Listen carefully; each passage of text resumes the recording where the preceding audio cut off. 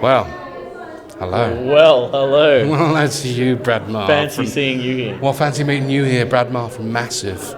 They're only doing another gig here. Can't get rid of us, can you? Stonedead veterans. No, Yeah, I've been to 3 of them. I wish I came last year. I was at the first one as a guest or as a guy scouting the festival, making sure it was half good because I knew I was playing the second one. And I'm glad to be back. I'm happy. We're great to have you back. I mean, let's face it, when you did that the dance floor on the last time you were here, it kind of created a phenomenon. Yeah, That's it was not an easy word to say either, is it? phenomenon. We didn't know that was happening. Really? It was just, we knew something was going to happen because everyone's like, "Ooh, when's dance floor?" And then, here comes the crew to become our dancers. And amazing. Yeah. Let's rewind a little bit. 10 years, still massive. Yeah. So it's 10 years since we started the band and recorded the debut album. And I was just saying in other interviews, we recorded the album and released it independently, and then after 8 gigs or something, we got signed to an independent label, and they got all the CDs that we printed and threw them in the bin and reprinted them with their logos on it. And then after 40 gigs, we got signed to Earache Records over here, so they scrapped all those CDs and threw them in the bin and put their logos on it. And so for us, the album's 10 years old. For everyone over here, it's probably 8 years old. But it's our 10-year anniversary, so it's a wonderful. That's all that matters. We feel 100 years old, but Do you really? Oh, after today, it's been a long day. It's been a long day, and of course you're a band of diversity, of course, because let's talk about this because we love food, and you guys did a cracking cookbook, didn't you? Yeah. Yes. Is there going to be a follow-up to the new? No. Well, is there going to be a follow-up to a pandemic that stops us from touring? I hope not. Or a cookbook, at least. Well, I was thinking maybe Australian roadkill or something like that. What to do? Oh, there's plenty of kangaroos out there that are stuck to our bonnet. No, the cookbook was because we had to cancel our recording and our tours. We were meant to record our 4th album 3 years ago. And we had the studio time booked and everything, and then the pandemic happened, so we cancelled it. And we wanted to release something, so we made a cookbook. We already knew we could all cook because every time you have an Airbnb, we all fight for the kitchen and rip up a curry or whatever we're going to do. So, and then the pandemic happened, so we're all just sending pictures to each other of our dinners. And then someone said, "Do a cookbook," and we're like, "Well, that's going to save us, 12 months of doing nothing because of a pandemic, which turned out to be 3 years." But we couldn't do nothing for 3 years, so we released a cookbook, and here we are. And surprisingly, it went really, really well for you boys. That we sold so many at the start.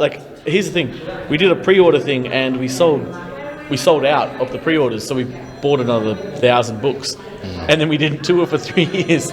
So my house has just been full of cookbooks until we go on tour. Make some armchairs out of it. I have a van full of cookbooks. If anyone wants a cookbook, yes, it's good. All available now in all good bookstores. All good tour vans. All good tour vans. Mainly ours. On the merch stands as well. Yes, of course. That's brilliant. And of course, as well, this weekend playing here at the festival, you're also raising some money. Yeah. As well. Let's talk about that a little bit because it's a very important subject to talk about. So, is it the young lady's name? Kayla is the girl's name. She's 4 years old. And she's on her way here right now. No way. Yeah, she's going to come down. We invited her down. Oh. So it was a happy accident. This tour, apart from being our 10-year anniversary, it was postponed tour. It wasn't going to be our 10-year anniversary tour. This was just another tour. So it didn't really have a purpose. We didn't have a new album out or anything. And then on our second date of this tour in Norwich, we were playing at the Brickmakers, and there was a charity on at the venue before we started. And there was 15 people there, and we were like, well, "This is a bit not going too good." And then we read the charity bins, and then we met the family and met Kayla. She was there too, and so we offered just to put the charity tin in the band venue because we had 100 or so people coming to our gig, so at least let us try and raise some money for you. And then the next day we got in touch with the family. Well, they got in touch with us, and they told us the extent of what they needed. And how little time they had to get this organised. So, we've got an audience. We've got a rock and roll community that help people whenever they can. It's a pretty close-knit community here. So we said, we'll take the charity tin on tour with us. And so far we've raised 2,000. That's amazing. which is a small drop in the pond of what she needs. So we've brought her here, and we're going to do it here, and we're going to have a few surprises today at the festival. So, And of course, if people want to donate after the festival, yeah, where so can we they go for that? Well, there's a whole campaign, but we've got the link on our website, massiveoz.com. So you just go to our website, and it's right at the top of the page. So Superb. There you go, you see. Yeah. So what's after this then? What's happening with you guys? we've got 2 more shows in the UK, and then we're off to Germany for a couple of festivals. And then we've got Buckcherry and Fozzy Tour in Australia, and then we're going to finally finish our 4th album. Finally. We started our 4th album 3 years ago, and then we've written a whole new album, so it's a whole new thing. So how do you pick up the momentum like that? That's got to be a real challenge. Well, you do nothing for 3 years, you release a cookbook, and you sit around and eat your dinners all night. And they go, should we write another? Should we finish this job? We had plenty of time.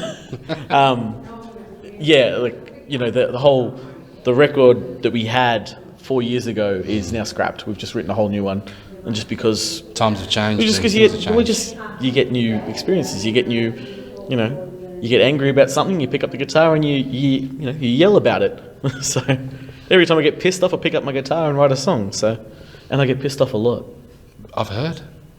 Oh, could be probably a big one this weekend. But listen, it's always great to see you, Brad. Always a pleasure. And it's lovely to have you here. Welcome to Stonedead. No, Again. happy to be here. You're part of the family. Feel like I've never left. There you go. Thank you very much.